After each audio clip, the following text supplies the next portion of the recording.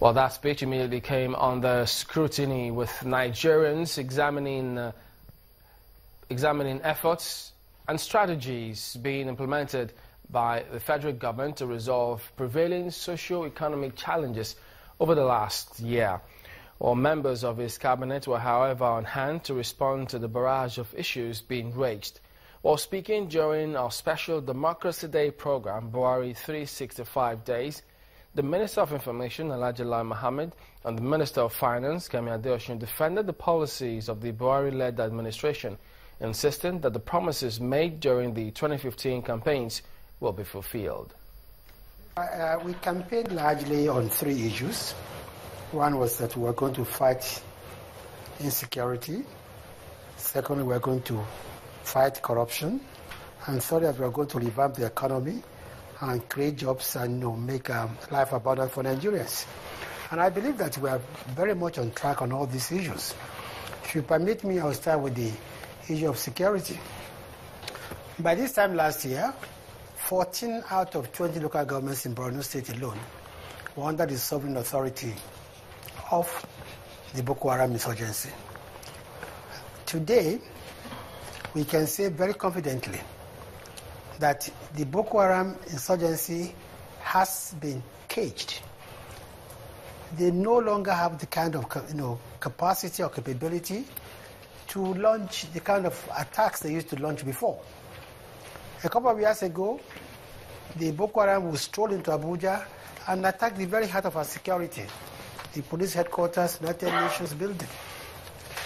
They chose at random which police garrison to attack. Today, the story is different. Another pre-election promise of this government is that Nigeria will see a better economy and will have better financial management of our resources. This promise, again, on the surface, seems to have vanished into thin air if we look at the performance of the Nigerian economy as we speak. Would that be accurate? No, I don't think it would be. I think the thing we have to understand about the economy is the general direction the economy had been moving in, had been travelling in, consistently really since 2005, but that decline accelerated in 2014 when the oil price, as the Minister for Culture has just said, took a sudden plunge. So what we see today would have happened whichever party had won. We were already heading in that direction. Oil revenues had been at their highest, as high as $110 per barrel. We did not use that money wisely. We didn't invest it, neither did we save it. And so the seeds for what we're seeing today have been being sown for years. We have been heading in this direction. And so I think it's unfair to say, because we are here now, you that happens to be here are responsible for it. Given the fact that in the lead up to elections, if your argument is correct, these things were not news. You knew. You still went ahead and made promises to Nigerians. And so which one is it? Do we believe that you're not to blame and therefore you knew, but willfully missold your program to Nigerians? Or is it a question of you didn't know? I don't think it's neither of the two. You create scenarios based on variables, and those variables can change at any time. Yes, there was a prediction that the oil price would decline, but there was never a prediction that it would go as low as 28.